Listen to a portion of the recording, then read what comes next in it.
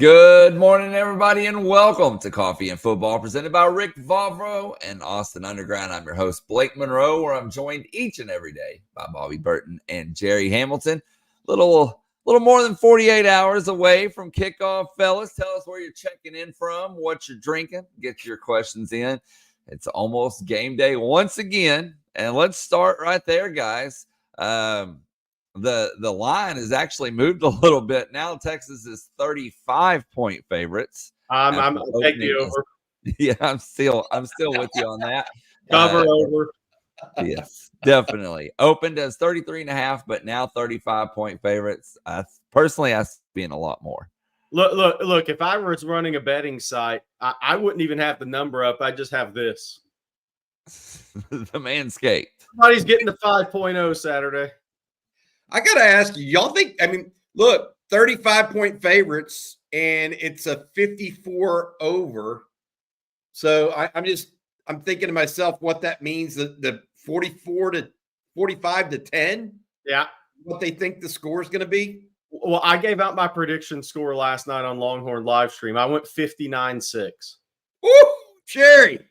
I think it'll be near that too. Holy cow. Are y'all kidding? And look, y'all know I love Coach Traylor. But these G5 teams, you have a really tough time today's day and age because of the portal in college football sustaining OLDLs. Because if you have really good players, they are getting yanked. And so it's going to be hard. You're going to have a lot of turnover and have to kind of start over some years on the offensive and defensive line. And boy, UTSA couldn't run the ball, couldn't stop the run last week. It's not good when you're about to look across at Kelvin Banks and Hayden Connor and Jake Majors and DJ Campbell and Cam Williams and Cole Hudson running in, playing a lot as well. I mean, especially that right side of the Texas offensive line. I think they're going to be collapsing people this week. Okay, I'm up for it. I'm with you. I think it's going to be bad. Like y'all really do. Y'all are convinced. I think Traylor's going to have something. I mean, they'll be fired up. But Bobby, here's the question: are they better than Colorado State right now? I wouldn't think so. No. They don't have the offensive guys right now. I mean, look, you're young at quarterback. You're younger on the offensive line than you had been. You're younger. Now, Devin McEwen is a really good wideout. The young kid from Jacksonville can really run, but it's a struggle to get him in the spaces they need. The running back, pretty good player, but that offensive line's not where it used to be. And then defensively, I mean, what are you going to do when you have a guy that's a conference level player of the year and a Trey Moore and he leaves? I mean, you don't replace those guys. I mean, so they're in a tough spot. And that's why I think GJ Kinney will get out of Texas State this year before he has to go through that process because they have some players, they'll get poached. So I just think it's tough in these G5s are tough jobs nowadays to sustain success for over a 6 or 8 year period of time. There's just too many of your best players that are going to get yanked into the portal. You mentioned Texas State, Jerry, briefly, and GJ Kinney. They play Arizona State tonight. Yeah. There's a lot of people saying, believe this or not, there's a lot of people saying that Texas State might have the easiest road to being the top-ranked non-Power 5 or non-Power 4 team that might actually get into the college football playoffs if they win tonight. It'll be interesting for Texas State tonight is Arizona State ran the ball down Mississippi State's throat in Tempe last Saturday. Skeetabo, who's probably playing the NFL in some capacity, he had rushed for 270 on Mississippi State last week. And what's interesting, all the portal hype, we hit on this last night at Longhorn livestream, all the portal hype. Remember when Jaden Rashada left Arizona State and he's at Georgia now, and all the hype around that? Well, Arizona State brought in the quarterback from Michigan State, who's a better college player. So that, again, it's pretty interesting. Arizona State's a better team. That would actually be and I'm not saying Arizona State's some 9-win team. I'm not saying that, but they smoked Wyoming and they just beat Mississippi State at home. Nobody would have picked Arizona State to do either of those last year. So they're better this year. If Texas State wins that game, that will be a feather in their cap come G4 playoff time. They're getting ready. I mean, they're talking about, hey, Jerry, a big announcement coming up also. We're in the state of Arkansas today. Carrollton, Georgia. I said state of Arkansas. I don't know why I said that. I forgive me. In the state of Georgia, a young man named Zealous Hicks out of Carrollton, Georgia, is announcing later today. He is a defensive back, 6'2", 185 or so, Jerry, I think, 190. He is announcing today Texas among the contenders. This is a class of 2026 player that might reclassify. We're not sure yet, but his name is Zealous Hicks. Tell us about the young man out of Carrollton, Georgia. Yeah, so he played his first 2 high school seasons at Parkview High. There you see in the Lilburn area in that greater Atlanta metro area. Transferred over to Power Carrollton this year as a junior, who is one of the top high school programs in Georgia and probably one of the more talented teams in the state and country this year. But again, like you said, 6'2", 185. He had 67 tackles, 5.5 for loss here his sophomore year. You're watching this video.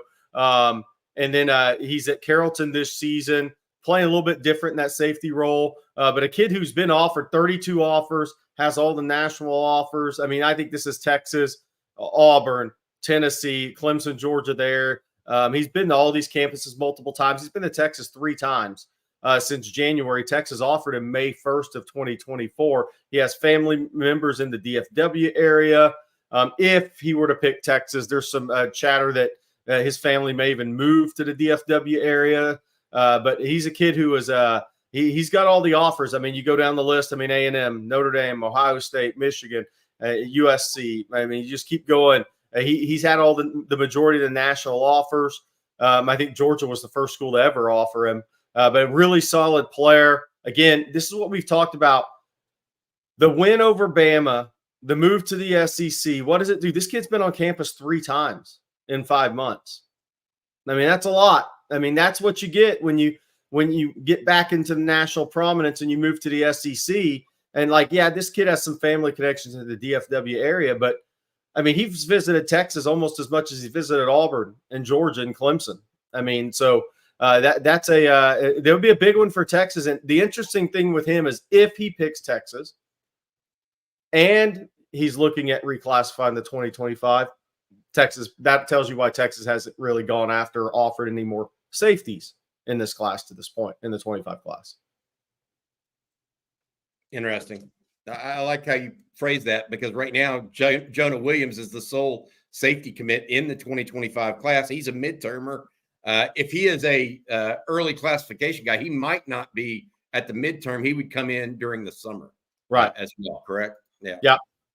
I would say Carrollton is a good program for those that don't know, because we like to talk about all this stuff, and Texas fans we're going to always talk about this stuff because Texas is going to recruit more guys out of Georgia.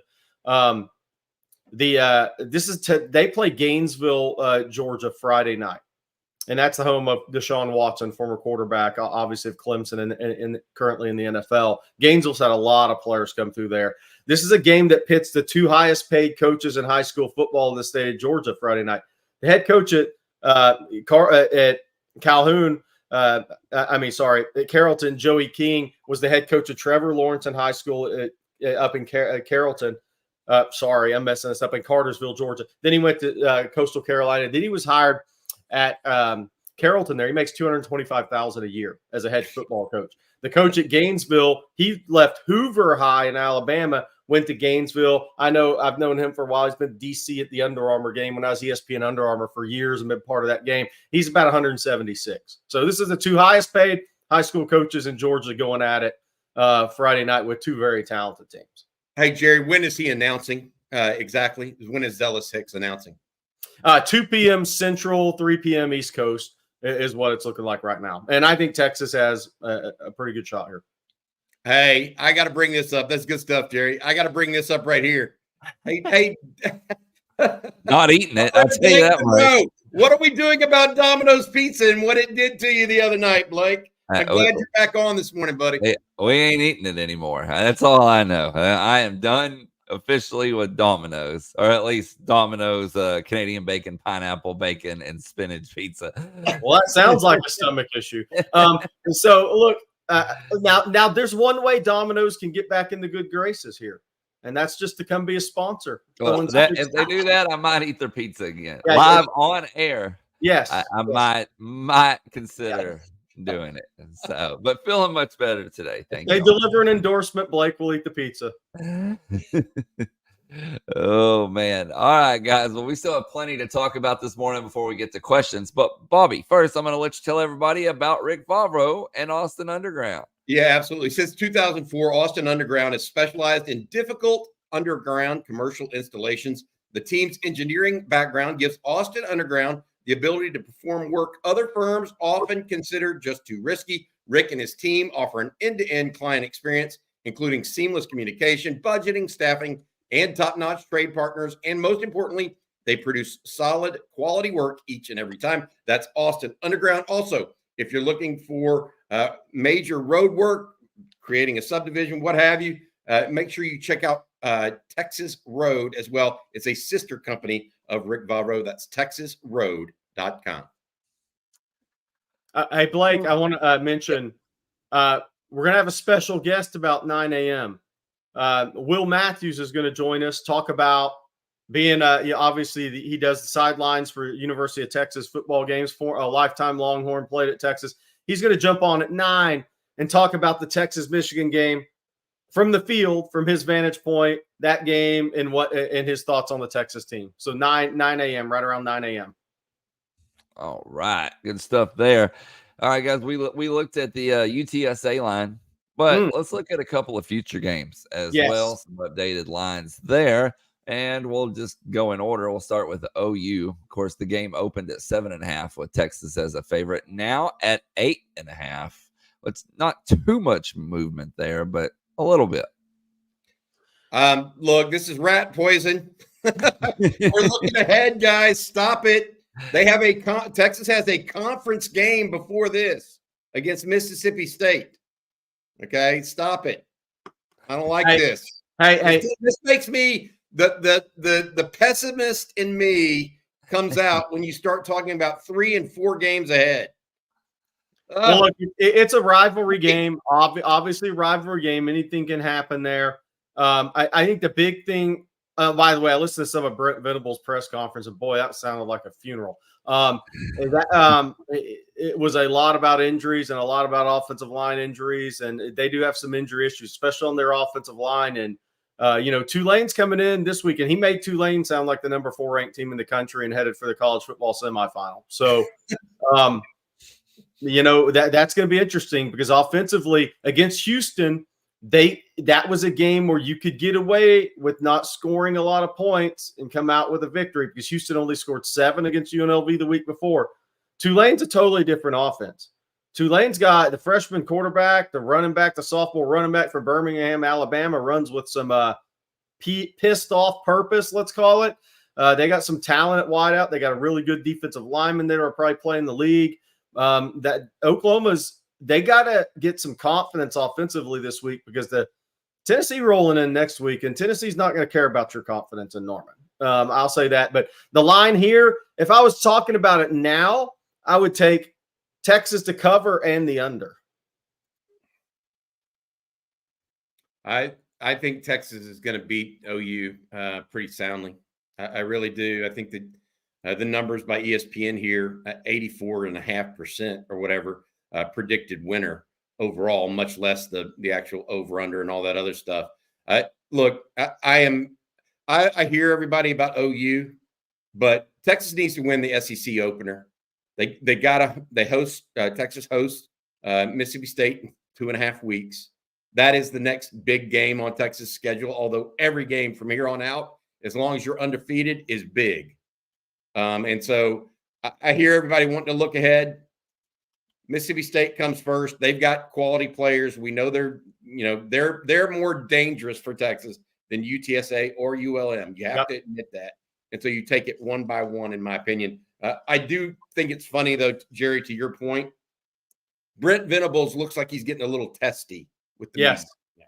That's a sign of a young coach that doesn't necessarily like the way his season is going. That is when coaches start getting testy early in the year, he ain't liking what he's seeing on the field. That's just the bottom line. All right, guys, let's give Bobby a little more anxiety and look at some more future This lines. is what I'm here for. Give me the Mississippi State one and I'll be okay. Don't be There's doing not one this. yet. There's not one yet. Hey, Bobby, I would have it up if there was. 60% favorite, a 60% favorite. Yeah, so this is what's interesting with this one. So ESPN with an almost 60% chance for Texas to beat them, according to ESPN analytics. However, the Georgia line is actually has Texas as a 2.5-point underdog. It opened as a 1.5-point. Look, again, rat poison. Y'all go talk about this. I'm going to tune out. Don't do this to me. I don't agree with this at all. I'm going to call the producer after the show. I am the producer. That's beside the point. I think this is going to be so interesting to watch this play out, because obviously Texas has the big rivalry game the week before Georgia. Georgia goes to Alabama as well. Now they got to beat up Kentucky team. They're going to go in and they're going to beat up on Kentucky, a beat up Kentucky team on Saturday. But then they have at Alabama coming up here shortly, and that's going to be, you guys see Alabama on the road against Wisconsin. But I don't think Wisconsin's very good. But Georgia at Alabama is going to be an interesting game for Georgia to see where they're truly at. And now they look good against Clemson. And I think I would have Georgia 1 and, Texas, Ohio State. I think those three, Joel Klatt put out something that those three were kind of his 1A, 1B, 1C, and then you kind of go from there. That's kind of where I'm at right now based on what we've seen early on. I think Tennessee, Ole Miss, I think there's some teams that Ole Miss just isn't going to be tested. You're not really going to know until down the line, especially with the way Kentucky looks this year. So it's going to be interesting to see. But Georgia, that game against Bama, now for the Texas fans, I think that's the one that you're really going to dial into and know exactly where this Georgia team's at, Bobby. Look, my take on it is really simple. That's going to be, it could be a 1.5-point favorite, 2.5-point favorite. That's going to come down to who makes plays. Yeah. Which quarterback makes plays, which skill position guys make plays. As of right now, I will just say this. I think Texas is playing better than I expected them to early in the season. Same. And Georgia is playing about what I expected them to early in the season.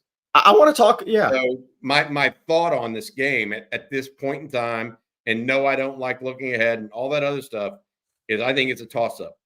And it will be about who makes plays and who doesn't. Yeah. Somebody fumbles, somebody throws an interception, somebody returns a kick. That's what those kind of games come down to. And I do think what I feel strongly about at this point in time, Jerry, is I think Texas is gonna make it a big time game. I don't have any qualm about saying Texas is going to be there to fight. I feel good about it. So we'll see which way they come out, positive or negative. But this Texas team feels a little different to me based on what I saw in Michigan. It's like it felt different last year with what we saw in Alabama.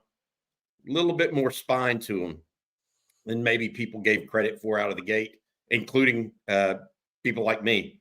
Like I thought Texas guys, I literally thought I underestimated, and I said this yesterday, day before, I underestimated Texas's experience. I really did. I think if I underestimated anything this year, and I know we're only 2 games in, it's the experience. It's better than I thought. And it really paid dividends in the secondary against Michigan, a team that couldn't pass much in the first place, but they kind of suffocate them, David Benda's got experience, Barron Sorrell, Alfred Collins, Vernon Broughton, so experienced. Trey Moore is experienced. Andrew Bakuba, they're just a lot of starting experience. And I did not realize that Texas would benefit that much from it.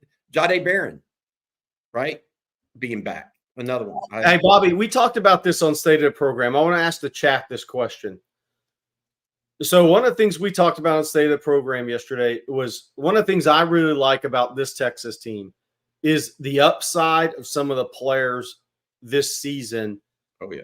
So I'm talking about Cam Williams has started now 3 games. He finally started a road game. Think about where he's going to be by Oklahoma, Georgia, and the rest of the season.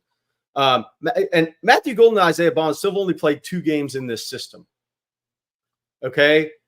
DJ Campbell, second-year starter, had a really good game against Michigan. But then you have the other guys, Silas Bolton, Brian Wingo, Amari Kniblack. Those guys, they're just going to start being integrated more into this offense, right? And then you have Trey Wisner and you have Jarrett Gibson. Then on the defensive side, Trey Moore has experience, but he doesn't have experience at Texas. So he's going to continue to get better and ascend on this team. Colin Simmons is scary where he ascends on this team. Andrew Makuba has a ton of experience, a lot of big game experience, which I really think helped Texas in Michigan. When you bring in a guy like Makuba and Isaiah Bond out of the portal, and they're big-time contributors in that game, those guys have played in big games. I mean, I know I make fun of Dabo and his lack of portal and him killing his own program there, but slowly. But Andrew Makuba went to a program that had national championship expectations and played on some tremendous teams. But think he's only played 2 games at Texas. Johnny Barron's only played 2 games at corner on this Texas team. I mean, Derek Williams, year 2, first interception, by the way, Saturday. Just think about where I want the chats, you guys in the chat, how much better can this Texas team get? Because there's a lot of players that you could look at and say, they're gonna get a lot better with experience this season. That's what I think makes Texas such an intriguing team long term to me, is they're playing better than I thought early on. I agree with Bobby, but then where are they going to be in 7 or 8 weeks? Because not every team has that much upside. I just look at upside and I look at it individually too. You mentioned Cam Williams and some of those players and collectively the cohesion of the team, Jerry. We talked about this yesterday on State of the Program. I'm looking at it from the sample size of Silas Bolden not playing much yet, of Amari Kniblack not playing much yet, of Colin Simmons only 2 games in. Us not seeing yet exactly what Trey Moore can really do against the pass, right? He hasn't played a team that's really given him a chance to get after the quarterback. And when they did play him, he went ahead and got out so Colin Simmons could go in. And so there's just a lot of individual pieces that can end up being additive at the end of the day. I think Texas hopefully – and this is one of the things I did want to mention today as at the outset, and I didn't do it, and I should have. We always talk about this. Texas or teams that after they win big games, coaches should try to coach their teams harder. I'm being told from behind the scenes that Texas has been coaching really, really hard this week, and players are paying attention to detail, which is always a good sign. And another way, Jerry, that you up your level, and it's one of those things, man. Texas right now in a really good shape in a number of different ways to continuing to improve. UTSA is their next opportunity to show that they're really locked in. And that's really, if you're asking me one thing I want to see from Texas this weekend, it's not so much big playability in the run game or smothering defense. It's more about, are they continued to be locked in? Because post-Alabama a year ago, I think it's fair to say they weren't really locked in against Wyoming. Wyoming may be a better team than UTSA is this year, right? But is Texas going to be locked in on Saturday? All right, Bobby, we got a super chat that I wanted to bring to your attention here from Jimmy Trevino. Thank you, Jimmy. And he says, Bobby Burton's plaque is going up in Dobie's Hall of Honor wall as we speak. Congratulations. By the way, score prediction, Texas 58, UTSA 13. But congratulations, Bobby. Oh, thank you so much. That's been a while, but I think they must be redoing it. But thanks, Jimmy. I met you the other day, I think, at the tailgate. Good to see you, and appreciate everything there at Dobie High. And then one other super chat, fellas. This one from Maddie M. Good morning, guys. Thank you for all you do for us fanatics. Really enjoy the watch party. What is your favorite law firm name? Bolden, Golden, and Bond, or Lockett, French, and Wingo? Hook 'em 24/7. I know which one the Arch's favorite is. Yeah, it's going to be the And I latter. know which one Quinn's favorite is. Good stuff, Jerry. That's so true. We got to make it. Here's the key, though. We need to make it Golden, Bond, Bolden, and Cook. Or I mean, you know what I mean. We need to add. I think that's what we need to do because only 2 receivers caught passes on Saturday. Right now, DeAndre Moore caught one that was brought back by penalty. Jonte Cook caught one that was brought back by penalty as well.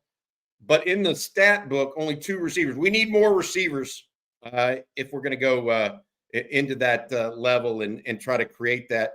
That would be something, again, that I think Steve Sarkisian is going to try to accomplish a little bit this week. So I hope so. Okay, y'all. Well, before we move on, first, we need to tell folks about a couple of our sponsors. And I am going to start here with HelloFresh. And with HelloFresh, you get farm fresh, pre-portioned ingredients and seasonal recipes delivered right to your doorstep. You can skip trips to the grocery store and count on HelloFresh to make home cooking easy, fun, and affordable. That's why it's America's #1 meal kit. And with summer in the rearview mirror and football season ahead, now's the perfect time to save time and money when it comes to your dinner routine. You can skip meal planning and grocery store lines with HelloFresh's convenient doorstep delivery and pre-measured ingredients. Guys, the people at HelloFresh know that your life is busy. They do a great job of making everything so fast, so simple. It works really for us. I promise it will work great for you too. And here's the best part. They're going to hook y'all up with free breakfast for life. All you have to do, just go to HelloFresh.com/free-on-Texas. You're going to receive 1 free breakfast item per box while your subscription is active. And that's free breakfast for life just by going to HelloFresh.com/free-on-Texas. And that's HelloFresh, America's #1 meal kit. HelloFresh better than Domino's for you, Blake? 110%. Probably a lot better for you, too, as well. So, all right, Jerry, I'm going to let you tell everybody about Manscaped as well. Get the 5.0 out. Yeah. I mean, look, it's boy, if Tulane takes one of these to Norman, it's going to get ugly in Norman. I just got to tell you, it's time for the Beard and Balls bundle, fellas. Do you want your grooming routine to be a one and done deal? Well, the days of using the same trimmer for your face and your private parts are over, thanks to our friends at Manscaped. That sounds bad, anyways. They've come up with the ultimate package to keep your hairs trimmed from 12 to 6. Introducing the Beard and Balls bundle, featuring the Lawnmower 5.0 and the Beard Hedger. A trimmer for the moneymaker, and another for the boys downstairs. Get 20% off plus free shipping with the code ONTEXAS, all caps, at manscaped.com. That's 20% off plus free shipping with the code ONTEXAS, all caps, at manscaped.com. For the premium grooming experience, trust Manscaped. Guys, just like the lawnmower, the Beard Hedger is also waterproof. Test it out. You can only test it out if you buy it. Manscaped, ONTEXAS, all caps. You can handle your beard grooming right in the sink or shower without worrying about water damage. With up to 60 minutes of runtime and an LED charge indicator, you'll never be caught mid-trim with a dead, battered bad. Boy, that's the worst, man. Looks like you got a sunburn on one side of your face. The Lawnmower 5.0 Ultra ensures you're always looking your best below the waist, while the Beard Hedger takes care of everything above. Manscaped.com, on Texas, all caps. Thank you, Jerry. And man, a lot of super chats rolling in, fellas. So we'll jump over to a couple of those real quick here, and then we'll look at the SEC schedule this upcoming week. Jose Rodriguez, who is better right now, Georgia's defensive line or Texas offensive line? So different defensive front defense for Georgia. So I kind of throw the linebackers in with the Georgia defensive front. Georgia's defensive line does not have the same dudes as the back-to-back national championship team. People around the Georgia program would tell you that. They've got good mid-round picks. Now, Michael Williams is looked at as a high draft pick, but he hasn't had the production of that to this point. Now he's been out. I think he's got an ankle injury. I don't think he'll play this week. I think he got hurt in the Clemson game. But look, their D-line, they got the big bodies. they're good. Don't get me wrong, but they're not, Jordan Davis, Jalen Carter, that group, Travon Walker. They're not that level guys up front, which is good news for everybody to play. Now, their best pass rusher is a kid named Jalen Walker. He's out of North Carolina. And he's kind of played a lot of Mike linebacker for them, but when they move him outside, he's one of the best pass rushers in the country, period. I mean, that dude is an elite pass rusher naturally. So I kind of look at their D-line, and you got to factor in where some of those blitzing guys will be coming from in a Texas game. And I think a guy like Jalen Walker is going to factor heavily into a Texas game off the edge from the linebacker position, not playing in the mic. So I think the Texas offensive line after Saturday, I mean, you would take the Texas offensive line against the Georgia defensive line. I think you got to talk the whole front seven for Georgia, though, in that game. But the Texas offensive line, I thought that was Bobby. I mean, look, people can say what they want about Michigan, their struggles offensively, but they walked in and beat Michigan up physically on the Texas offensive line and the Michigan defensive line. Now, that didn't say they didn't get pressure. They didn't do good things because they have a bunch of NFL players, but the Texas offensive line more than answered on Saturday. No, take away Ryan Wingo's run, 55-yard run. Texas still outrushed Michigan. Yeah. What does that tell you? Even though Texas got out in front and Texas tried, we know that Texas, Sark kind of dialed it back a little bit in the second half. Texas still outrushed Michigan, even if you take that 55-yarder off the board. So my point and my thought on it is I think that I like Texas's offensive line against just about anybody they bring up this year. I really do. Okay. The question I have is that game is going to be more about the Texas defensive line against the Georgia offensive line. So I'm more concerned about the opposite of that in this coming game against Georgia. Hey, by the way, somebody asked, Football Texas asked, Bobby, Jerry, is Mississippi State the first real offense we will see this year? It's hard to say that. I was looking that up when the question came up. Mississippi State has Jeff Lebby as the head coach. He's the former OU offensive coordinator from a year ago. Blake Shapen, the former Baylor quarterback, is their quarterback. It's still early in their season. They're 1-1, and they have not been dominating by any stretch, in my opinion. But they are talented, at least to a level that they can get things done. They scored on 3 of their last 4 possessions against Arizona State. They scored touchdowns. So let's wait and see if they continue that kind of momentum forward into their next couple of games before they return to Austin. I don't know yet if I would call them a real offense. They did not run the ball well against Arizona State. I think they had like 24 yards total rushing. So they didn't run the ball well. They threw the ball pretty well. So I don't know, Football Texas. We'll see if they're the first real offense. And I don't know I don't know if we have a true indicator yet until we see the next couple of games, or maybe even until they get to Austin. We'll do one more super chat here, fellas. This one from Ken Ward. Says, good morning, fellas. And thank you, Ken, by the way. I've noticed that the Horns are lining up and getting ready for the snap before that 15-second mark on almost every play. How important is Sark's pre-snap communication with Quinn? I think it's beneficial.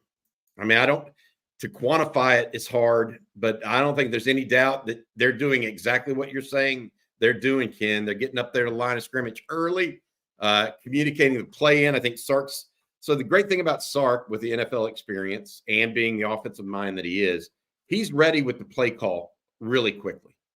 Like he's built, that's what they have to do in the NFL. That's what successful college coordinators do as well, is get the play in early and then give the option to change it.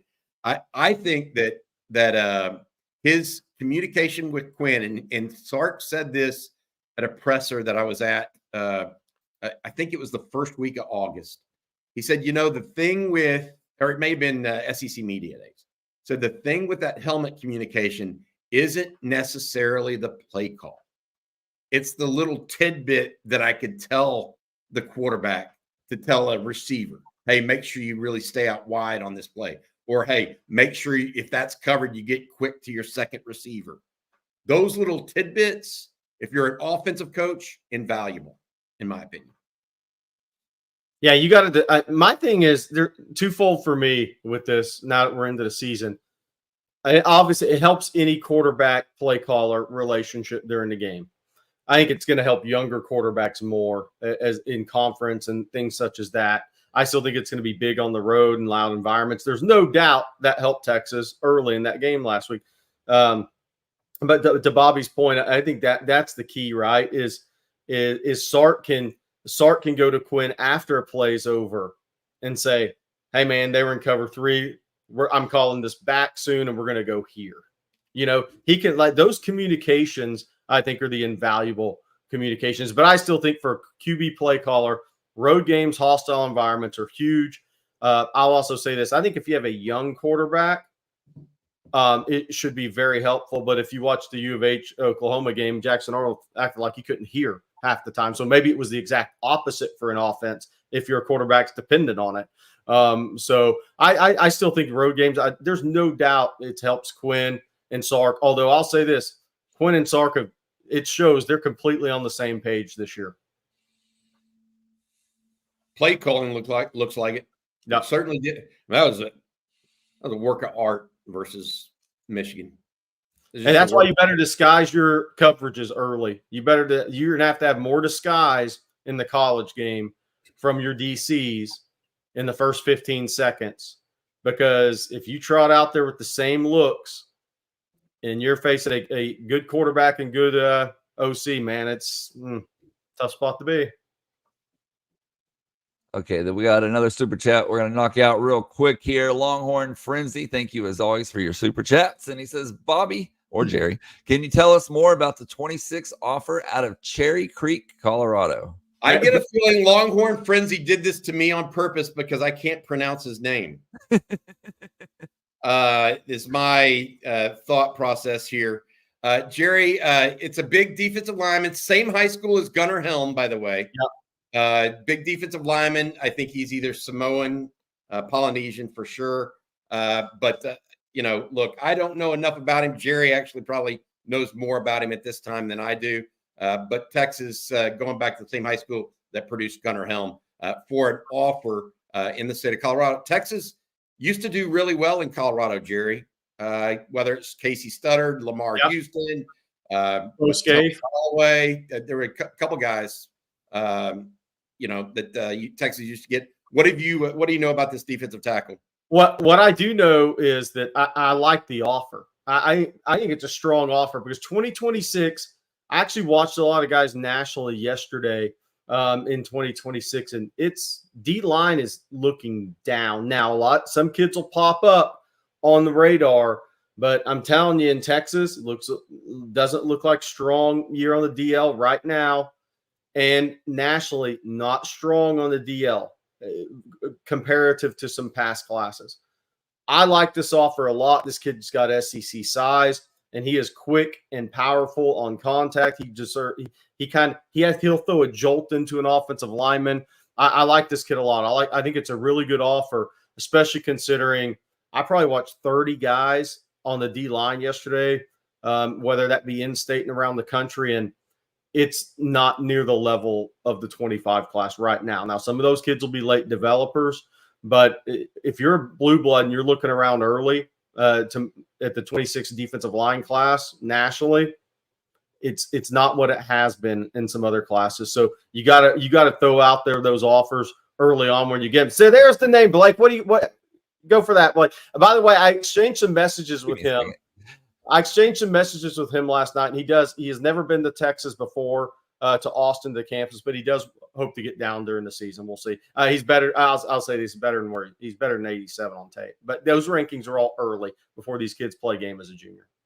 Yeah, state of Colorado's second overall player in that state's generally good enough to play just about anywhere. So, yeah, I don't know on that name. No wonder you didn't want to pronounce it, Bobby. It's not that I didn't want to. I didn't want to butcher it. I want to get somebody to help me with that one. Yeah. We need phonetics in this here thing called recruiting sometimes. Okay, well, let's take a look, guys, at the SEC upcoming schedule for this weekend here, and I will bring the games up. And I know we kind of went over these games, but I'm curious to get y'all's thoughts on them, and we'll also look at the new SEC injury reports for a few of them as well. So let's start with LSU at South Carolina. LSU's got a lot of injuries. This is an interesting game. I mean, they lost their top D tackle Guillory for the season last week. I think Emery, the running back's now done for the year as well. So LSU's been, not only did they take the tough loss against USC, didn't look great against Nichols, but now they got a little injury bug hitting them. South Carolina has a lot of confidence going into this game, and Kentucky's a beat-up team, but they beat them up worse. And if you haven't seen the freshman Dylan Stewart off the edge for South Carolina, he may be the best freshman in the country, and that's saying something in this class. I think he's got 2.5 sacks in 2 games, 6 tackles, 3 or 4 for loss, a couple forced fumbles. I mean, you talk about playmakers. That dude's a playmaker. But LSU, those injuries, Garrett Nussmeyer's going to have to play big on the road. The offensive line's solid. They lost to Emery. They're going to have Nussmeyer's going to have a good game on the road, and that's a game that I'll tell you, Bobby. Anybody here in this chat, you ever been driving through Louisiana and you listen to the call-in shows about LSU football? They're some of the most entertaining in the country. If LSU loses at South Carolina Saturday, it's going to get ugly in BR. Baton Rouge, yes, I completely agree. And Brian Kelly, and we talked a little bit about this with Paul Feinbaum yesterday, right? We're going to find out whether or not Brian Kelly actually fits in the Bayou or if he's fish out of water. Yeah. Because he's coming off of a team that had 3 high draft picks, produced a Heisman Trophy winner, but didn't really win anything. Yeah. And now he's sitting here looking, he loses a game against USC that he ostensibly should have won. People aren't necessarily, they're not taken to him right now. And if he loses to South Carolina, they're really not going to take to him. It's going to get ugly. Yeah. So I bought Blake. Bring up Florida, A&M at Florida. This one's so interesting. Florida's beat up now. Florida's beat up team. They got some key injuries. Yeah, I mean they got some key injuries. Now I'm not saying a lot of those guys are their A1 players. I mean Zipper is good tight end. Jamari Lyons rotational guy for them. But I mean, look, Florida A&M, I call it almost a must-win game for both teams, and I'm not putting undue pressure on A&M. I mean, but they already lost to Notre Dame, and they have the year one under Elko that the fan base wants. You got to win this game because Arkansas offensively is going to score points, and A&M offensively has got to find it to score points. So that schedule, Bowling Green's coming to College Station next weekend. They took Penn State to the wire, and that's before you get into the other SEC games. I mean, they're at Auburn, and I know Auburn had 5 turnovers last week, but it's still a tough place to play. Oklahoma and A&M play there this year. But this is it's a must-win game for Napier. I don't think there's any doubt about that, Bobby. He could get the handshake. You're fired walking off the field if he loses this game. But it's pretty much a must-win for A&M too if they're going to have the season they want to have in year one under Elko. Yeah, I mean, I would agree with that. I'm looking at that, and I think it will depend how Florida loses this game. If this is a 20-point wipeout, Florida is gonna dispense with Billy Napier pretty quick. If it's a tight game, the team plays well, etc. We'll see. We may see something different. Victor Aldridge is right. Lots of injuries. Same with Jerry C. I counted 16 questionables or outs. Yeah. And Jerry, that's a fifth of your team. Now, That's yes, one of your team is injured compared to 3 for A&M. If A&M doesn't win this game, to your point, though, Aggies are going to be questioning their hire. Yeah. And I know it's really early to question the hire. I'm not saying you're not. But if your first 3 games, you lose 2 that you probably should win, you're going to question the hire. And what puts pressure? What puts pressure on the coach at A&M? The success Texas is having. That turns up the pressure. There's a reason Jimbo Fisher got fired before the LSU game, because if you beat LSU, it would have been hard to fire him. The only reason that happens because Sark was having success, right? By the way, one other thing with this game, Eugene Wilson, questionable. That kid's a stud. If he doesn't play, A&M's chances go up. He is a really, really good football player. Florida's starting Graham Mertz. I think we'll see Lagway. The whole key for A&M, though, is, man, offensively, they got to find it. They look a little bit similar to Michigan. And Rod Babers, he harped on this, that Michigan couldn't beat Texas vertically. They didn't have the playmakers at wide receiver. A&M's showing some signs of that early in the season. Noah Thomas is a good player, but he's not going to take the top off. He's not necessarily the guy that you're going to bracket and he scares you. He's a really good player. But what is going to happen is Terry Bussey going to become a playmaker as the season moves along for A&M? They're going to need him to, but what's that offense going to look like? Because right now, unless Connor Weigman takes it to another level, and I think he's a better quarterback than Davis Warren, obviously, they have some Michigan tendencies early in the season offensively, Bobby. That's fair. They don't have the guy that can go over the top. Bussey might be that guy. He had a long touchdown this past weekend against McNeese. I was going to say something else. You talk about Texas success and looking like a potential juggernaut. Really, Texas. That's what Texas looks like to me right now. What's building? That puts pressure not only on A&M, but I've got to think that's. I mean, Brent Venables' press conference yesterday, Jerry. It puts pressure on the folks up in Norman too. Yeah. So it's not just A&M; it's also similarly situated. I think that Venables has his defense set for a longer run than Elko right now. Elko is he's got too many guys that are older on this team. If he doesn't make a run this year, I don't suspect him to make a run next year either. Not to be appreciably better. And so that's part of the problem. If Elko doesn't win out of the gate, I just don't know if he's going to get to the promised land over there. Guys, I believe our special guest is here and Yes. ready to go. So, Jerry, I'm going to let you make the introduction and I'll bring him in. All right, lifetime Longhorn Will Matthews. He may have had the best seat or the standing for the Texas-Michigan game Saturday, but that may have been the best seat. Well, hey, Will, thanks for joining the show as always. And right out of the gate, man, what were your thoughts being on the field for that game? Oh, it was so sweet. I mean, in post game, I'm talking to the guys, and I'm sitting there with Makuba, and on my phone, I pick up a picture of me when I caught the pass in the flat on the Michigan game back in 2005, and I show it to him, and I'm like, "We're 2-0, bro," and he goes, "What? You were there?" I was like, "Yeah, we're 2-0," and I'm saying, and Quinn's standing there. We're all just like, there was this moment of, there's something that's kind of being passing the torch to this next crew. I mean, our team really was kind of the beginning of the last wave for Texas, and to be able to be at the big house, never been there, never played there, to be 2-0 against Michigan, 2 times 2 iconic teams have played each other, and then to sing Eyes of Texas in the corner of the end zone with 15 to 20,000 Texas fans screaming, like it was almost disrespectful. It was poetic, and the Michigan fans were absolutely great. Hats off to them.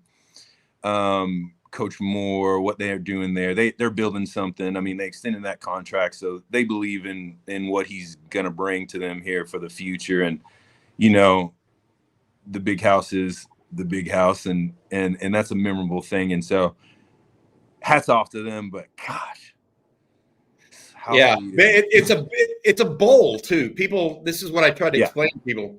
It's a bowl. It's not these double deck stadiums that almost give you vertigo if you go up top, right? Yeah. It's literally a bowl, one solid piece. Hey, Will, I had to ask you this because you were down on the field and you can feel it down on the field. I've been down there myself before. 2 things stood out to me in this game. Texas's speed. Mm-hmm. Was it pronounced on the field? Because it looked like it was pronounced from the game footage. I was just going to say that. That's number 1. Number 2, what did you see from Quinn Ewers down on the field, leadership, that sort of stuff. Start with the speed, if you don't mind, Will. Yeah, I mean, it was a bit unfair. And Jaden Blue, bless him, even with his ankle, when he set up Hall on that swing pass for the touchdown as he limped into the end zone there. I mean, just his speed at, 85% was earth-shattering. And watching the guys, even our big guys, move in the way that they moved up front, led by Majors, even Gunnar Helm. I mean, just embarrassment of riches with guys like that. You're like, oh man, no big deal, and bam, the guy catches 7. You're just like, what is this? At every angle, Texas is fast and furious and kind of scary. Even from Colin Simmons. I mean, just the way he was moving, Trey Moore, the receivers on the offense. And I mean, I feel like that really just segues so wonderfully into the way Quinn was playing. I think a comfortable, confident Quinn is so much better. The throws that he was making, the timing that he was on, and he, in his own way, was leading the team.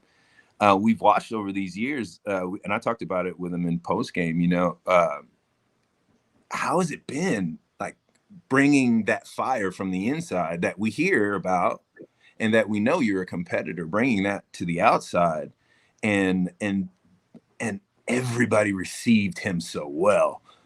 His command of the offense and his command of the team and their respect of him, like, he is QB1. He is our QB.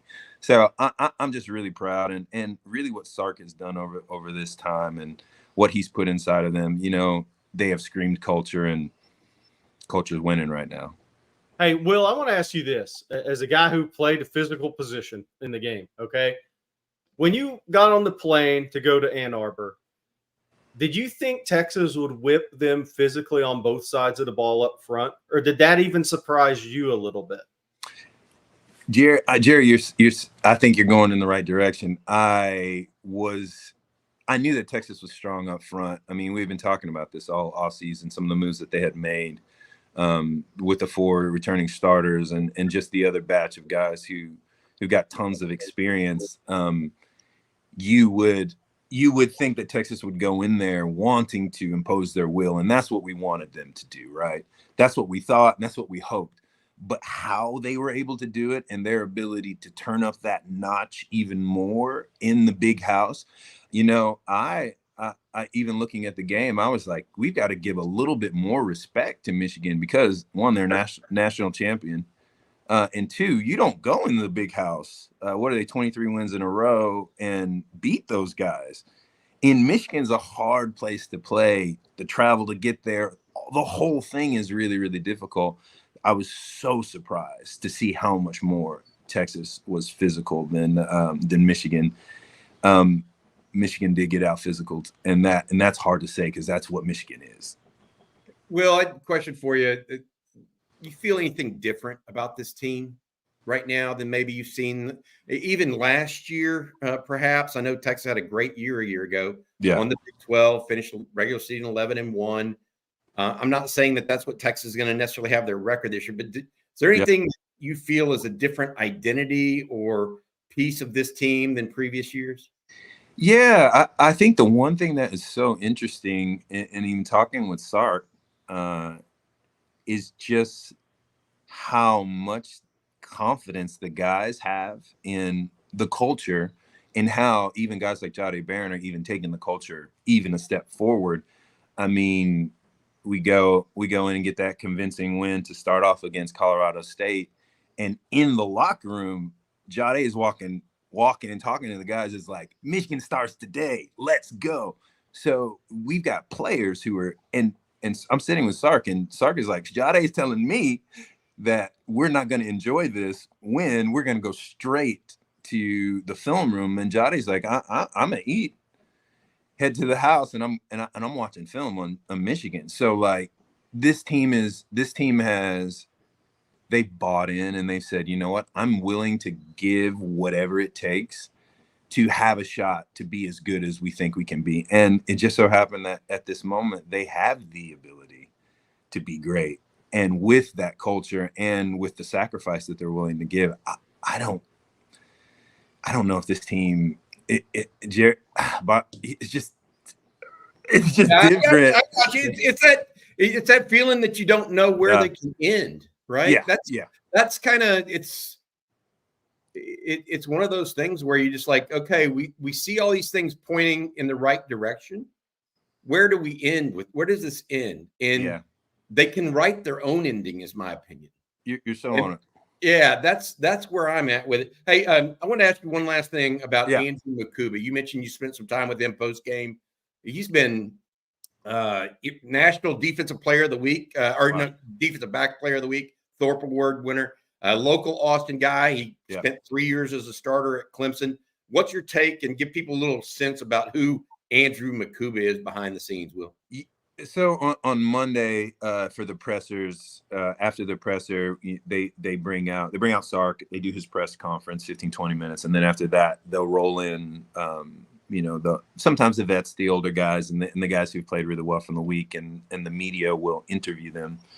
And during that time, I usually take 2 to 5 players and do one-on-one interviews with them.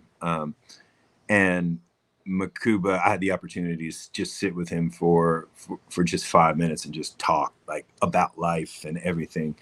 And his focus and on how happy he is to be back home and what he feels like he, Taft, Jade bring to the city of Austin, and how important this is for the next generation of athletes to see him play well, to inspire them. I mean, the guys, and he was talking about, I don't talk a lot, but everything I say is to help my team.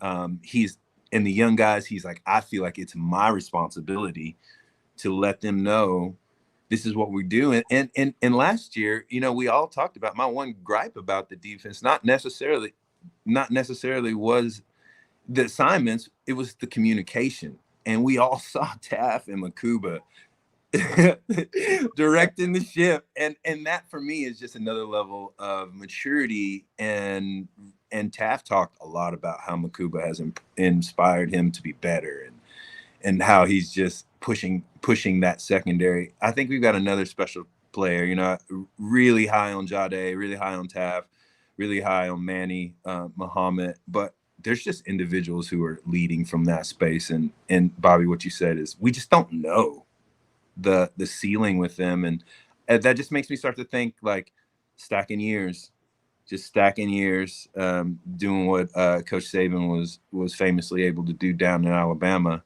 but to be in that conversation for the next 15, 20 years. Hey, Will, last thing I had for you, and I really appreciate you joining us today. I know you and some of your old teammates have some texts back and forth, right, during games. What's the pulse of the former players now? They got to be excited just like you are to see, because it's been a rough decade or so. So what's the pulse of the guys that you're in contact with? Well, everybody's excited because now we can start texting all of our other friends from other teams. There you go. and saying, now look at Texas. It's a different thing. We don't have the ability to jump off this bandwagon. And because our names are attached to this in a different way. And now that we are fans, you don't get to go anywhere. And so we've only been talking behind the scenes about how much we like the culture and how different these players are than us, but how good Sark's culture is for the player of today. It wouldn't work for us, like the way they do things. We were a different crew, but the thing that has been centralizing is really that family. When I see those guys, they look like our guys. We all look alike. It's so good. And now you're just going to watch over the next couple of years how there's going to be a wonderful cycle of guys going to the NFL, coming back, and guys who went to the NFL and may have not felt like they had a place to come back to.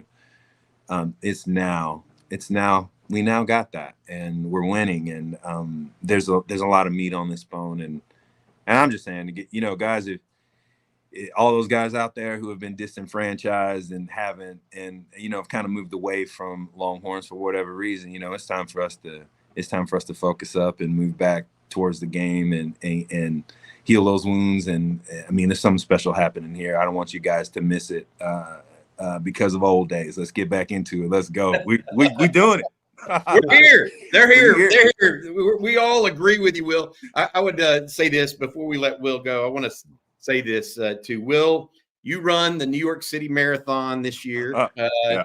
Not many people know this. He's not just fit. I mean, he doesn't look fit. He actually is fit. We're going to live stream that. Yeah, it's an organization. He runs with an organization that promotes marathon for kids, that promotes physical fitness based in Austin. And he is, as of last week, was still looking for a sponsor. If you're looking for one, reach out to us here at On Texas Football, or Will, better yet, tell us how people can get in touch with you if available.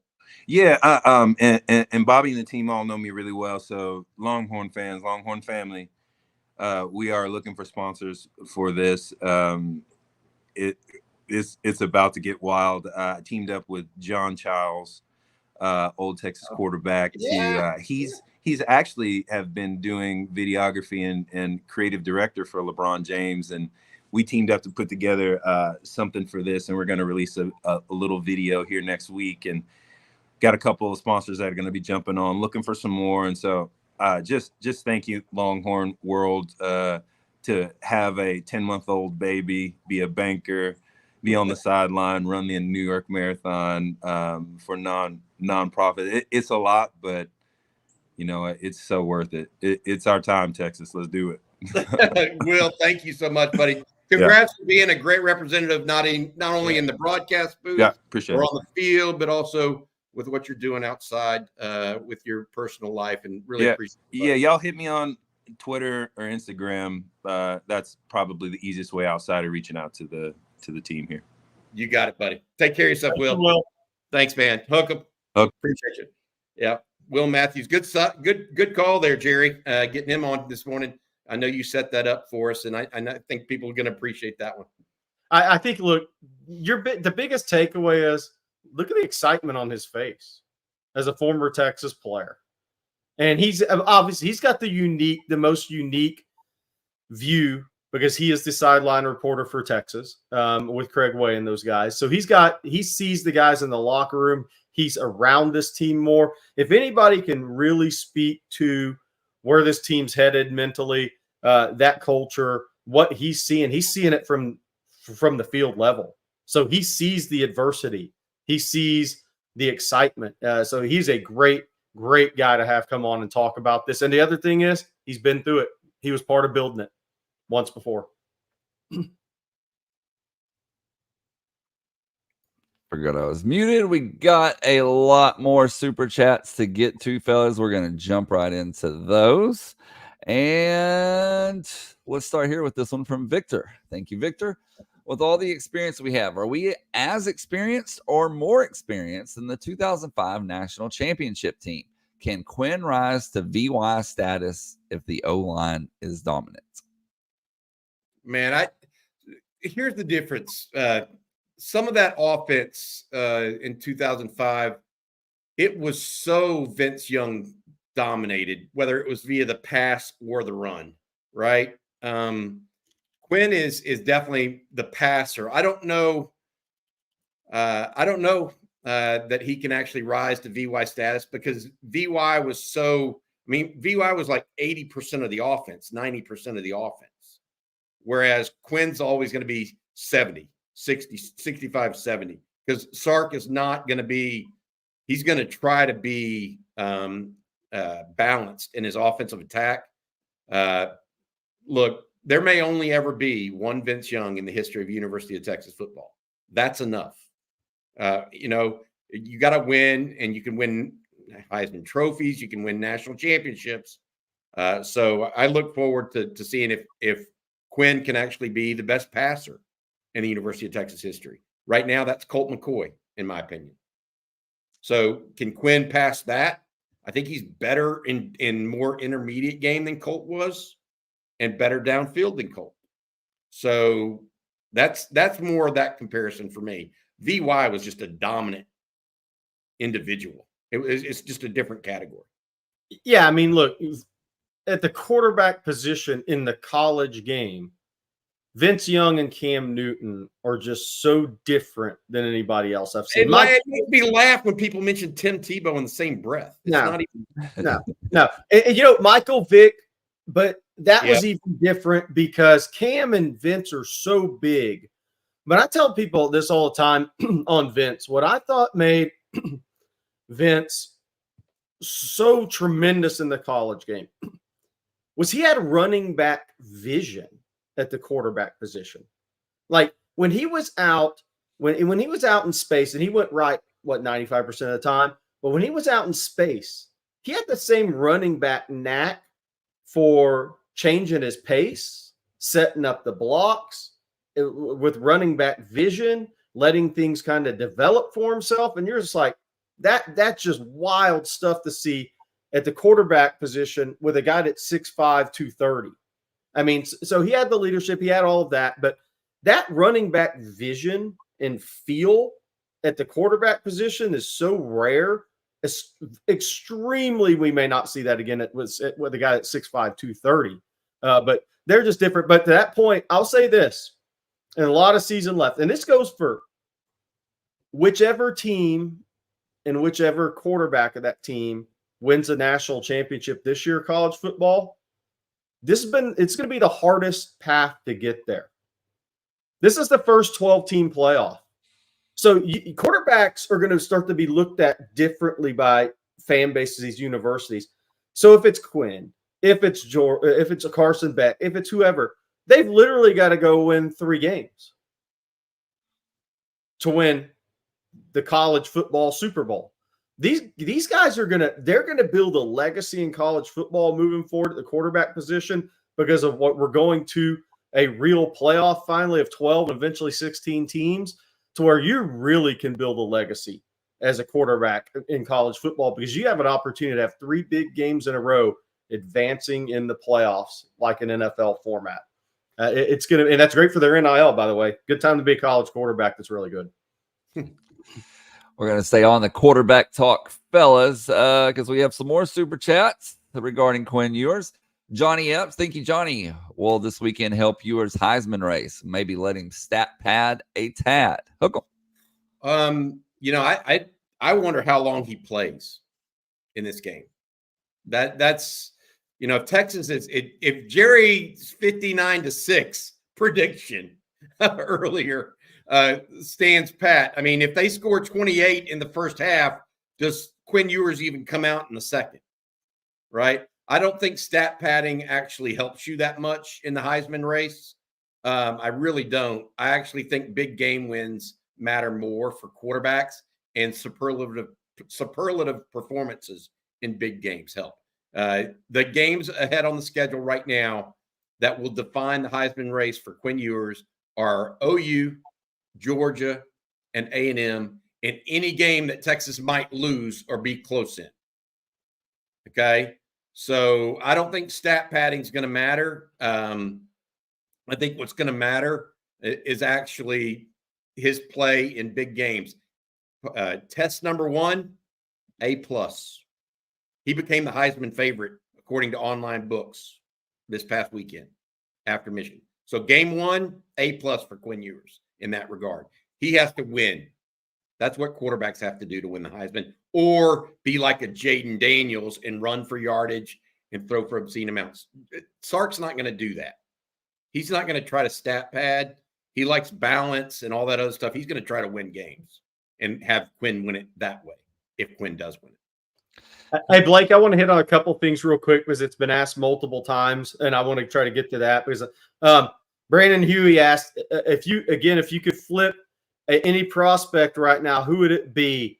I got to tell you guys, I think Walter Mathis, the D lineman at Calvary Day down in Savannah, is way better than where he's ranked after just seeing him last week. That would probably be my guy because I think he is a multi-year problem on the defensive line in college football. That would probably be my guy, and that's saying a lot. But I'm looking at Texas now, this recruiting class, and that's not a slide on the name that everybody always wants to bring up. That's not a slide on him, but maybe it's just biased recency bias because I was just down there and I just gone through Georgia. I saw him box two in some of those guys, but man, I think Walter Mathis might end up being a really, really, really good defensive lineman and a guy that people are going to look back on in the rankings if it doesn't get fixed and say they really missed on. That's my opinion on that. David Rawls asked, any surprise visitors this weekend? Not surprised. Well, we'll see on that. Always a chance, right? It's Thursday. But Michael Terry will be on campus Saturday. He was at Nebraska last weekend. He'll go to Oregon sometime in October and probably be back for the Texas-Georgia game in October, November, December, late October, November, December, anytime in there type of time frame for Michael Terry. Joseph Mbachu, the defensive lineman from Grayson, who's committed to Florida, will be on campus this weekend. We broke that news a week or so ago, whenever that was. But he'll be on campus this weekend. Obviously, he has Alabama, Georgia, Tennessee, everybody coming after him. His upside's pretty scary at defensive line. Then you have Nick Townsend, Elijah Barnes commitments. They're coming in. I don't know if you have Nick Townsend's highlights versus Port Arthur Memorial, or if you could pull those up. But I want, over the 4,300 people we have watching this, watch Nick Townsend. This is against Port Arthur Memorial, guys. That's Tank King, the 26th linebacker. Brock King as a Texas offer. Look at this speed from 6'3", 238 against Port Arthur Memorial. Man, Bobby, how many tight ends catch a pass in the flat, turn it up, and go 75 against Port Arthur Memorial? Not many. Not many. We talked about this. He's a plus-size athlete with big-time speed. Yep. That's what a lot of these jumbo athletes Texas is getting in this recruiting class. We define that kind of like a Lance Jackson, right, Jerry? We talked about him. We talked about Jonah Williams being in that category. Bigger guys that can really run. We'll see what that means. He's got I love the long towel here. Yes. Is he playing middle linebacker there? He's playing middle linebacker, right? Yes. In this play. Yeah. Yep. Goodbye. That guy goes down. Hey, Jerry, we also have a 2:00 commitment coming up today. We need to talk about that for people that just joined us. Zealous Hicks out of Carrollton, Georgia, number 3 ranked player in the state of Georgia, expected to announce his decision at 2:00 today. He is in the class of 2026 currently. There's been some talk about him possibly trying to reclassify to the class of 2025, but Texas is one of the finalists. Who else are the finalists there, Jerry, besides Texas? I know Georgia's offered him and some others, but who else are the finalists? Yeah, so it's Auburn. You have Auburn in there. You have Tennessee in there. You have Clemson. You have Georgia. I mean, it's all those guys. I mean, but pretty much an SEC recruitment for Zealous Hicks is what it's been, unless Clemson were that pull. What would be now to me would be a little bit of an upset. But I like Texas' chances headed into the 2 p.m. Central announcement time. Somebody asked about Justice Terry. Somebody was asking, well, the question was if somebody could flip the Texas. I think somebody in the chat asked about Justice Terry, if I like Mathis more than Justice Terry. I'm not saying that. What I am saying is Walter Mathis. So just think about this way with Walter Mathis, and I think there's some similarities. Byron Murphy was a really good defensive line prospect coming out of DeSoto. There were a few guys ranked ahead of him. Nationally, there were a lot of guys ranked ahead of him. Byron Murphy ended up being the first guy drafted so far. And Walter Mathis, I'm just here to tell you, the guy, they don't max the place he works out at, which they do an amazing job there in Savannah. They do an amazing job with those kids because there's a ton of talent in Savannah. And all those top guys work out the same place together. But he did 415 pounds on the bench 5 times. That's pretty much 475. The squad is around 650. He's a senior in high school, guys. I mean, so he's 288 pounds. He looks like he weighs 270.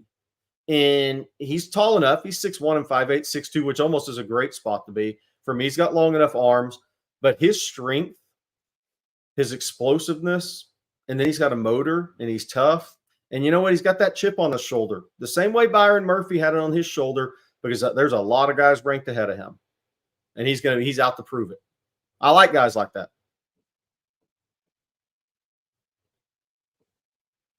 Blake, you're muted, bud.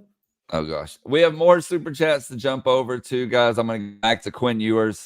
Picked up where we left off there.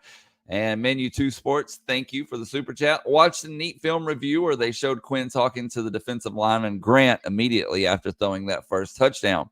Helm hadn't even caught the ball yet. How much confidence is this guy playing with? It's amazing. Yeah, Quinn actually, if you see the footage of that touchdown pass where he stepped up and completed it to Gunnar Helm, before Gunnar even catches it, Quinn looks like he's looking to his right, directly where Kenneth Grant was coming from, the big Michigan defensive lineman. They didn't show the follow-through of that, so I don't know exactly what happened. But Quinn was actually engaged in talking to someone else before Helm even caught the ball. Quinn knew he threw a good pass, and he trusted his tight end. That kind of stuff, we can talk about. That matters. Texas playing at a high level right now. They need to continue that this weekend. Yeah. So the one thing with that play I can tell you is there was some chirping in that game, and that was definitely a message that was sent from Quinn. Good stuff. And then our next one comes, I got to scroll back up here. Comes from Tex Beats. Thank you, Tex Beats. Can we change the waiting music for morning shows to set it off? I know that's a producer question there for you, Blake. Not a Bobby or Jerry question. Does Bobby want to pay royalties question more than a producer question? I'll turn it back around on you. Oh, I don't know is the answer. I haven't even tried to think about that. And then Juan Garza, thank you, Juan. Do you all think Sark will sit starters for the Louisiana Monroe game, or is that disrespectful to the opponent? Well, I don't think you sit starters unless they're banged up. Like Jaden Blue. If Jaden Blue sits this week, it'll be because he's banged up a little bit and they want to get him healthy. Otherwise, you play your starters. You don't want them losing the crispness or the positive feeling they had the last time they went out and beat the you-know-what out of Michigan. You want to build on it. You don't want to lose it, that momentum. And then some more, guys. Y'all are lively with the supers this morning. Jeff Calloway says, Jerry, what are some long shot flip targets but are also considered not out of reach targets? And do you think we have a strong chance at a top 3 class for 2025? So I'll say this. If Texas has a 11-1 type regular season, even if it's 10-2 and you're in the playoffs, I do think Texas has, and I'm not saying they're not, I'm just throwing this out for the conversation. I think Texas definitely does after that win against Michigan. I think they definitely do, because here's the thing, that there's meat on the bone on the recruiting class. There's 6-7 guys. That number could get up to 27 guys potentially in this class. So you got 6-7 guys left out there to add to the class, and at the level Texas is recruiting at, they're all going to be impactful in the recruiting class. So I definitely think top 3 is possible. Look, I've said the whole time, Georgia or Ohio State's going to have the number 1 class. Ohio State's built that in as long as they keep all their guys committed. But Georgia still has the 2 5-star D linemen in the state, Elijah Griffin, who's expected to go to Georgia over Miami eventually. Somebody asked about Justice Terry. There's some highly ranked guys in that state that I think Georgia will get because they're going to keep winning too. And they have a lot of momentum. And there's a little left in that class for them. So I think that those are going to be the top 2 classes. But I do think, now, barring some crazy flips for Texas, but I do think Texas has a shot to finish with the number 3 class for sure. And who are some of the guys that could flip? I mean, look, I think Texas is going to call some corners and just try to stay in contact and see what happens. But it's not going to mean anything unless they get to a game this season. I do think Texas will target the Georgia game to see who they can get to come on campus, because a lot of kids would want to come to that game just to be there if their schedule allows them to. And that's a good way in the door late in some recruitments, because that assuming Texas handles business and Georgia handles business leading up to that game, is that going to be the best atmosphere in DKR since when? If they're both undefeated and ranked 1-2, Bobby. Alabama 2 years ago. Alabama. And maybe Texas Tech was pretty good too, though, last year. but I'd say Alabama. Hey, want to say this too, just real quick. Javion Martin, tight end out of Pflugerville, 2026, one of the top targets on the board at tight end for Texas for next year, will also be in for an unofficial visit for this weekend for the UTSA game. That news just came across. I think it was either Blake or Blake. It was either you or CJ that just texted me that. Yep. Okay, we got some more here. Jerry Shack Links. Do we have 3 first rounders on the offensive line? I don't think 3 first rounders. I think I've said before, I'll stick with it. I know people were calling for Cam to be taken out of the game early for who, but I do think Cam has a chance to elevate himself to that this year as a one and done guy. He's just too dominant in the run game. He's showing too much athleticism. Just watch him pull. He had some nerves in that game, but look, he started 3 games in major college football. What's he going to look like the last third of the season? Amarius Mims started 8 games at Georgia and went in the first round. I think Cam Williams definitely can do that. I don't think it's out of the question. Could it be second to? It could. But I think this dude's about to ascend on NFL draft boards. Who would be the third in that category? I think DJ Campbell, but I don't. DJ to reach that height would need to stay another year. Yeah. And because he does have that elite talent level, I don't think anybody would doubt that he has that talent level. He just doesn't play consistently high enough at that level. In fact, that's one of the reasons why Cole Hudson's really, really good too. That's one of the reasons he's spelling Campbell and Hayden Connor at times. So, I don't think you take out a first round pick if out of a game, to be frank. That doesn't mean that DJ Campbell doesn't have that upside. He may have, because he's that athletic. He's just got to put everything together. It looked like he did so against Michigan, but I don't think he's ready to be a first round pick. All right. And let's see here. We got just a few more. Jeff Carey. I'm going to put his 2 together here. Thank you, Jeff. Wanted to thank you guys for all your very hard work and superb insights. I'm going to send y'all a virtual hug. And then he says, P.S. Still have a man crush on Jerry. Oh, geez. I have a man crush on the OTF community. There you go. All right. And then one other one here from Britt. Thank you, Britt. He says, grading OTF pregame, A+, in-game, A+, and postgame, A+. Thanks, Britt. Appreciate you, buddy. Thank you, Hey, Britt. you got stuff coming this weekend, Jerry. We should talk about that a little bit. I know we're getting to it quick. 7 a.m. Saturday conversation. Me, Rod, and CJ kind of break down the games. Start with Texas, obviously, versus UTSA. Talk about the latest news and notes on that to get you ready if you're driving from Dallas or Houston up to the game, or if you're sitting at home and waiting on it. Jerry and I are also going to do something around 11 o'clock on Saturday. We're going to be out and about at the stadium early. Then we have our Texas tailgate. I think that starts at 4 o'clock on Saturday. Then we have the in-game watch with us, as well as post-game. Brian Robeson will be joining us again post-game. We're here for y'all, and we're enjoying the heck out of this. We're going to try to chronicle this season the best we know how, because I do feel, and Jerry and I talked about this offline, there's just something that feels a little different right now about Texas football, that we could be sitting on something special. Not sure yet what it is. That's what I mentioned with Will Matthews earlier, but something feels. I've been doing this a long time. You get little feelings every so often, and you need to scratch that itch, if that makes sense, when you feel it. And before we do our last one, Bobby, I want to let you tell everybody about our sponsor, Rick Vavro and Austin Underground, one last time. Yeah, absolutely appreciate Rick and his team at Austin Underground and Texas Road. Since 2004, Austin Underground has specialized in difficult underground commercial installations. The team's engineering background gives Austin Underground the ability to perform work other firms often consider too risky. Rick and his team offer an end-to-end client experience, including seamless communication, budgeting, staffing, and top-notch trade partners. And most importantly, they produce solid quality work each and every time. That's Austin Underground. Rick and his team support not only on Texas football, but all Texas athletics as well. So appreciate Rick and his team at Austin Underground.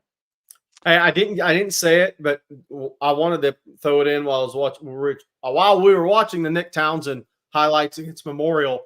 If you're in the spring area, they play out at Planet Ford Stadium tonight at 7. So if you want to go watch Nick Townsend, if you don't want to sit around and watch college football, or if DirecTV's taking away your college football, you head out in the spring and watch Nick Townsend, Tanook Hines going to USC, Calvin Carter in the 26 class has an early Texas offer. They got a few other guys on that team as well. Tomorrow night, I will be home game for me, Galveston Ball at Friendswood. We're going to watch Jonah Williams a little bit tomorrow night, so we'll be reporting from there as well before I head to Austin. All right. And our last one today, fellas, is a super chat from Brandon Huey. And he sent us some pictures recently of Vernon Broughton's wedding. And so he says, Blake, can you show the pics? I'm the fanboy in the cowboy hat. Shout out to all my peeps in the chat. Y'all are my Quinn folk. Love it. There's that one. And then I'm going to bring, he sent quite a few, but I picked 2. And then obviously there's the, there you go. Good stuff. Happy for Vernon. He's having a good year, Jerry. Hey, look this because we were like, hey, where's he focused? What's he doing? He's playing like a married man. Different pressure. The word responsibility comes to mind, right? Yeah. When that happens, that's a good way to put it, Jerry. All right, guys. Well, that's going to do it for today's episode of Coffee and Football presented by Rick Vavro and Austin Underground. We want to thank them along with Manscaped, HelloFresh, and as I said, Rick Vavro and Austin Underground for sponsoring today's show.